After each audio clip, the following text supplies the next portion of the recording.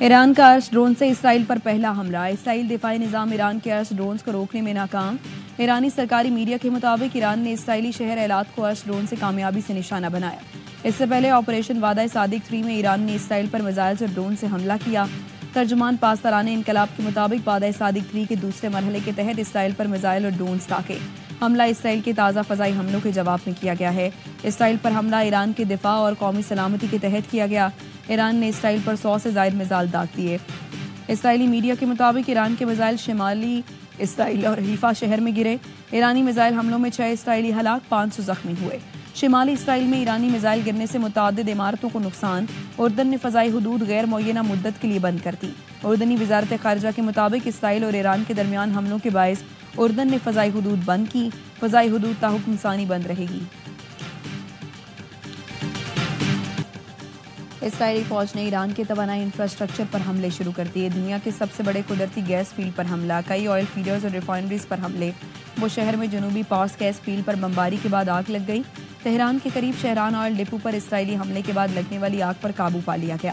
ایرانی حکام نے تیل تنصیبات کو نشانہ بنانے کو سنگین جنگی مرحلہ قرار دے دیا۔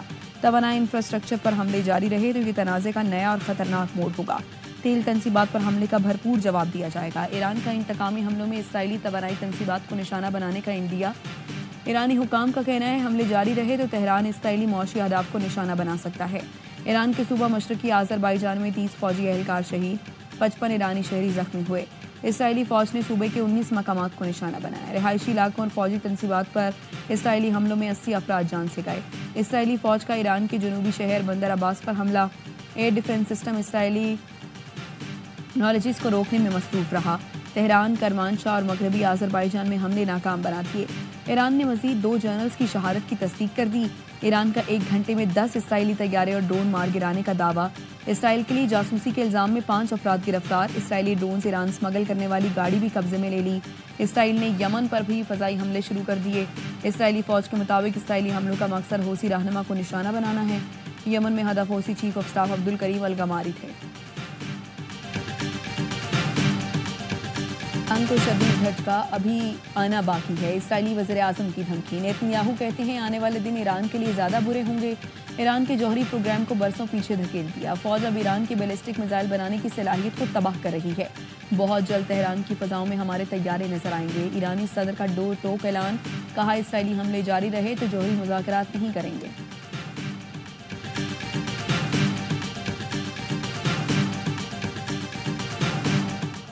ایران نے NPT سے الگ ہونے کی دھمکی دے دی۔ اقوام متحدہ میں ایران کے مستقل مندوب نے سلامتی کونسل میں خط جمع کرا دیا۔ ایرانی مندوب سعید ایراوانی کا کہنا تھا برطانیہ، فرانس اور جرمنی نے پابندیاں لگانے کی کوشش کی تو اقدام کریں گے۔ امریکہ اور ایران کے آج ہونے والے جوہری مذاکرات منسوخ۔ امریکی مذاکرات کار کا کہنا ہے امید ہے ایران جلد مذاکرات کی میز پر آئے گا۔ ایران سے بات چیت کے لیے پرعزم ہے، جلد مذاکرات کی امید ہے۔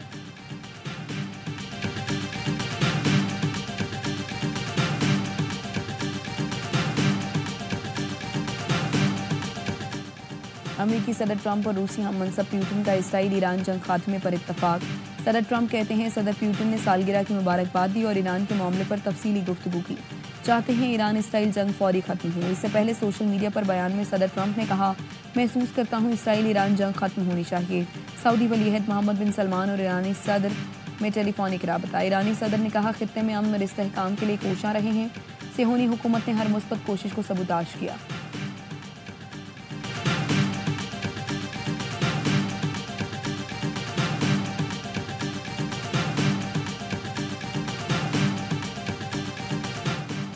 پاکستان ایران کے ساتھ کھڑا ہے۔ وزیر اعظم شہباز شریف کا ایرانی صدر مسعود پزشکیان سے رابطہ۔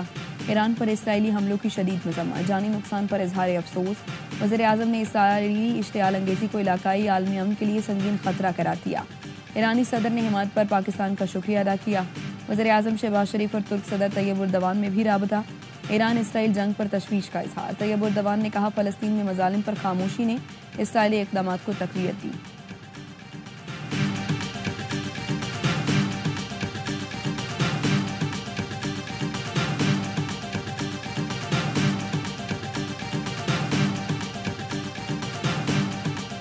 Pakistan strongly condemns aggression by Israel against Iran. The Israeli military strikes violate the sovereignty and territorial integrity of Iran. Iran has the right to self-defense.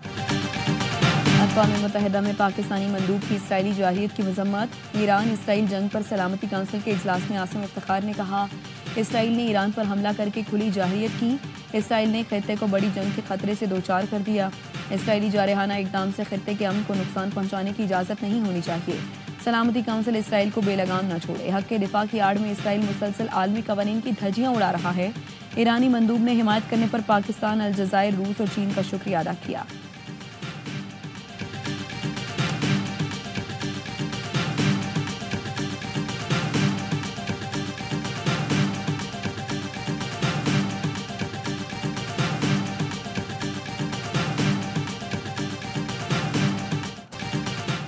वज़ीर दिफा ख्वाजा आसिफ ने कहा, मुस्लिम दुनिया मुत्तहिद ना हुई तो सबकी बारी आएगी। मुसलमान मुल्कों को इसराइल से ताल्लुकात मुनक़ता करने का मशवरा। कहा, इसराइल के हाथ फ़लस्तीनियों के खून से रंगे हुए हैं, ऐसे हाथ को झटक देना चाहिए। ईरानी हमारे भाई हैं, ईरान के मफादात का तहफ़्फ़ुज़ करेंगे। वज़ीर इत्तलात ने कहा, इसराइली जारहियत के खिलाफ ईरान को अपने दिफा का हक़ हासिल है। मुश्किल वक्त में पाकिस्तान ईरान के साथ खड़ा है।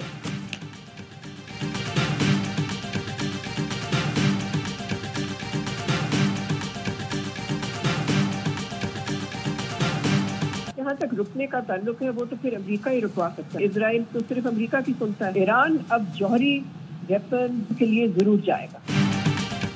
इसराइली हमले के बाद अब ईरान एटमी हथियारों की तरफ जा सकता है। अमेरिका में पाकिस्तान की साबिक सफीर मलीहा लोधी कहती हैं, अमेरिकी हिमायत के बगैर इसराइल हमला नहीं कर सकता था। जंग अमेरिका ही रोक सकता है, इसराइल किसी और की नहीं सुनता।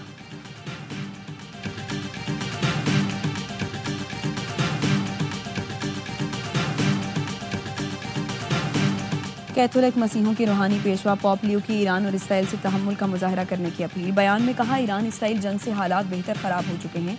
तमाम मुल्कों का फ़र्ज़ है पायदार अमन कायम करने के लिए मफाहमत की राय इख्तियार करें। किसी को भी एक दूसरे के वजूद के खिलाफ काम नहीं करना चाहिए।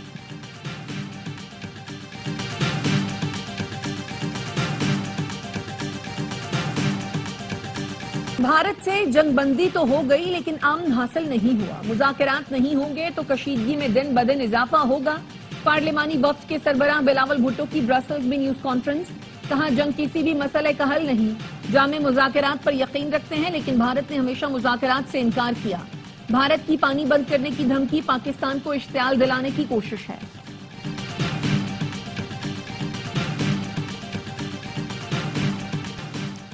22 जून को बानी की रिहाई के लिए सामने निकलना है। हम पुरअमन जरूर हैं लेकिन डंडे और गोली का जवाब देंगे।